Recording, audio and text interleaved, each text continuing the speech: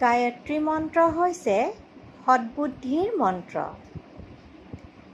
ওম ভূৰ্ভুৱঃস্বঃ তৎসবিতুৰ্বৰেণ্যং ভৰ্গো দেৱস্য ধীমহি ধিয়ো য়ো নঃ প্ৰচোদয়াৎ।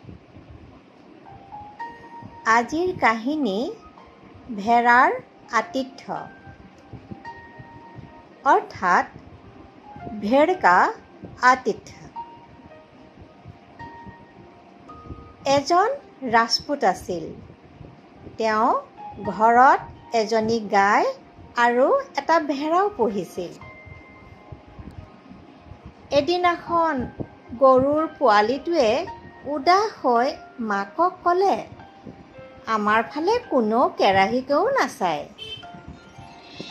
কিন্তু এই কলা কুন্ধজ ভেড়াৰ পোৱালিটোক সকলোৱে বৰ মৰম কৰে, মৰমেৰে খুৱায়ো।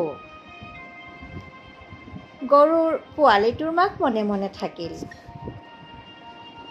অলপ সময়ৰ পাছত মাকে ক'লে, ইয়াৰ উত্তৰটো তুমি এতিয়া নহয়, কিছুদিনৰ ভিতৰতে পাই যাবা।